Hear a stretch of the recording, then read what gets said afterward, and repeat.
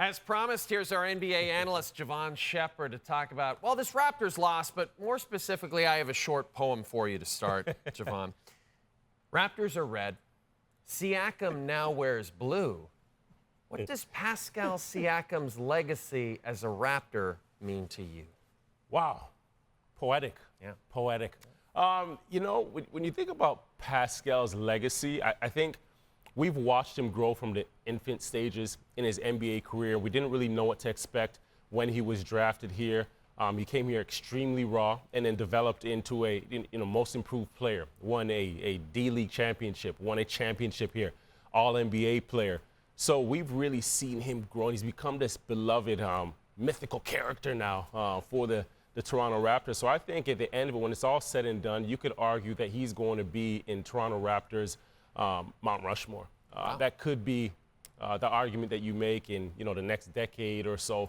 But for Pascal, it's just been impressive, the person that he's become, and we've seen him in every single role. We've seen him come in as a hustle guy, then become a role player, then become the feature player, a guy that's closing out games for you. And very seldom in the NBA do you see one player accept every single role and do all of them equally.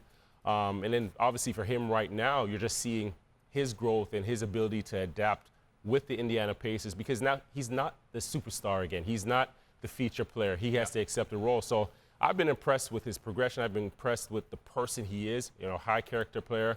I've always been impressed with, before every game, he signs a number of autographs for the kids lined up before he goes into the tunnel. So great player, but even better person.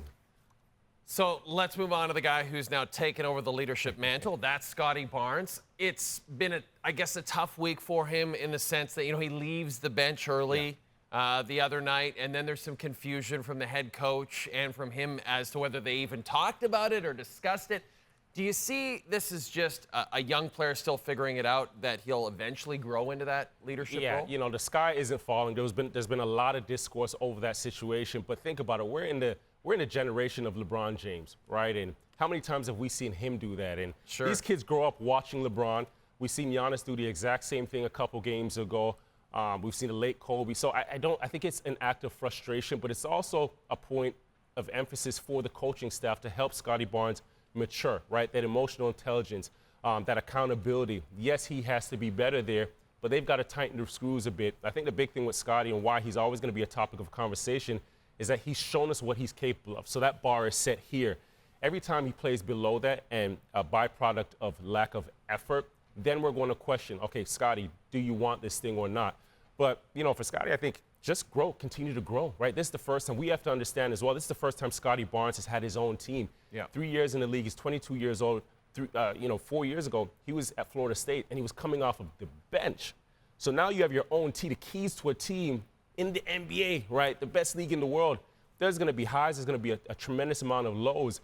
The most important thing and what's going to be imperative is just having his effort be at a high, right? And his compete level be at a high, because he affects so much for this team. You see tonight when he's playing engaged, when he's playing aggressive, so does everybody else. So he sets the tone, sets the bar, and there's got to be some really good chemistry and connection between him and Darko. They've definitely got to be on the same page. Next is the All-Star break. Raptors back in action next Thursday against an intriguing Brooklyn Nets squad. Jevohn, thanks for this. Thank you.